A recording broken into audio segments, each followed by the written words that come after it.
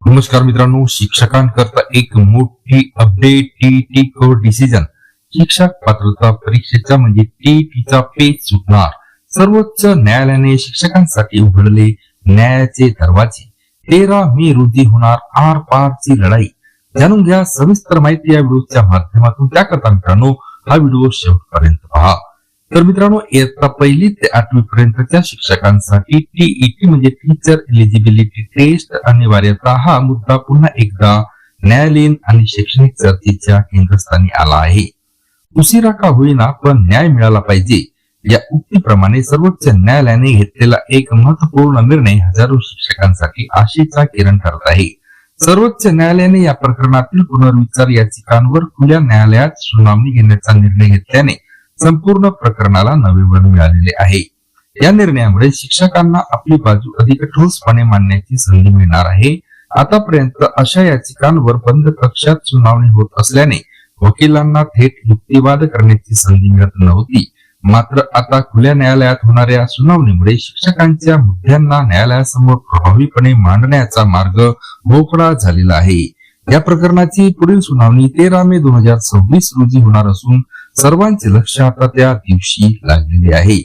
या आधी 1 सप्टेंबर 2025 रोजी न्यायमूर्ती दीपांकर दत्ता आणि न्यायमूर्ती मनमोहन यांच्या खंडपीठाने दिलेल्या निर्णयानुसार इयत्ता 1ली ते 8वी पर्यंत शिकवणाऱ्या शिक्षकांसाठी टीईटी उत्तीर्ण करणे अनिवार्य करण्यात आले होते.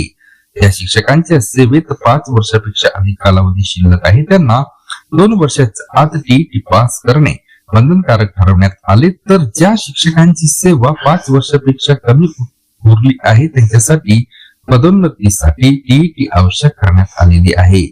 या निर्णयाचा सर्वाधिक फटका 2010 पूर्वी नियुक्त झालेल्या शिक्षकांना बसला आहे. म्हणजेच शिक्षणाचा हक्क कायदा 2009 लागू होण्यापूर्वी नियुक्त झालेल्या शिक्षकांसाठी ही अट अचानक लादण्यात आल्याची भावना व्यक्त होत आहे. अनेक शिक्षकांनी या परिस्थितीवर नाराजी व्यक्त करत हा निर्णय अव्यवहार्य असल्याचे म्हटलेले आहे.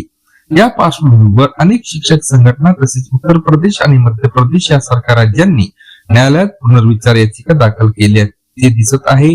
दीर्घकाळ सेवा करणाऱ्या शिक्षकांवर अचानक नवीन अटी लादणे अन्यायकारक असल्याचा युक्तिवाद करण्यात आलेला आहे. यामुळे हे प्रकरण केवळ शैक्षणिक न राहता न्याय आणि धोरण यांच्यातील संघर्षाचे रूप धारण करत आहे.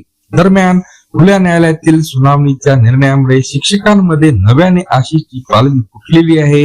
न्यायालयात सत्याला न्याय मिळतो या विश्वासाने शिक्षक आता आपल्या हक्कांसाठी सज्ज झालेले आहेत.